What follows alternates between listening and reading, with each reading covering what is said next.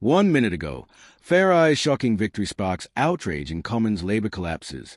Chaos has exploded across Britain like a political earthquake, and the shockwaves are tearing through the highest halls of power, from Parliament to Buckingham Palace. In a move that no establishment pundit saw coming, or wanted to see, Nigel Farage has stormed into number 10, carried there by an unforgiving British electorate fed up with decades of lies, failure, and betrayal.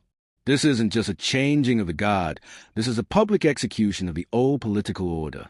The entire establishment, Labour, Tory, Lib Dem, has been humiliated in broad daylight. The country has roared, enough is enough.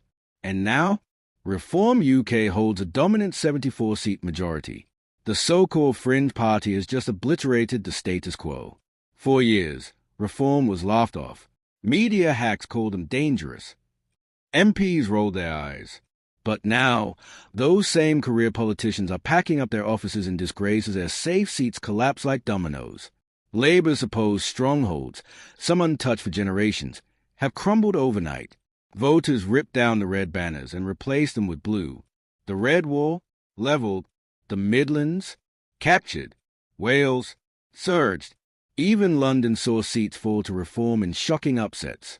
Angela Rayner, once a rising Labour firebrand, vanished from her constituency in silence. No speech, no fight, just shame.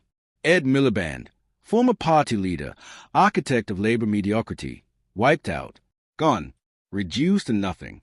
Let's be clear, this isn't just about Keir Starmer. This was a full-blown rebellion against Labour's entire corrupt machine.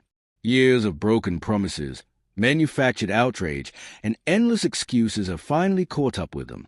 The people were watching, and they've now delivered a verdict that could not be louder. Get out. But Labour wasn't the only party exposed and disgraced. The Conservatives, they've suffered a political extinction event. Rishi Sunak's Tories have been decimated.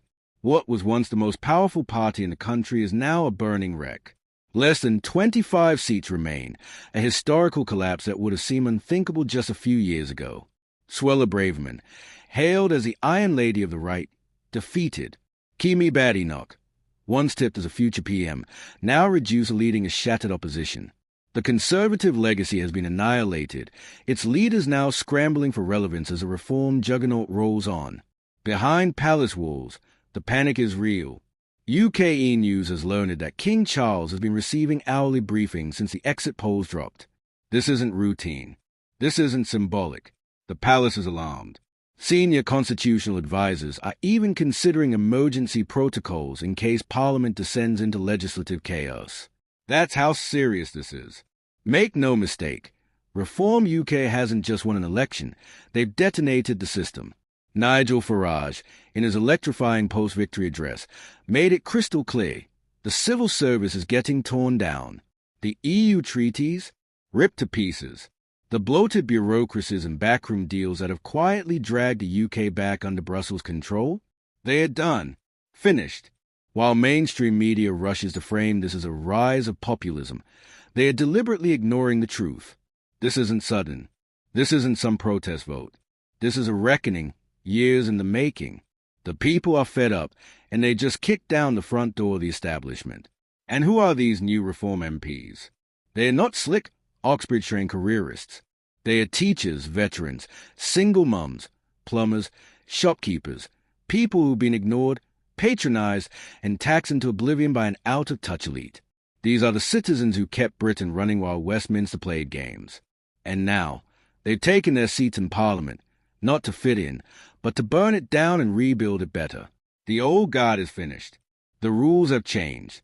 The British people have spoken, and they roared.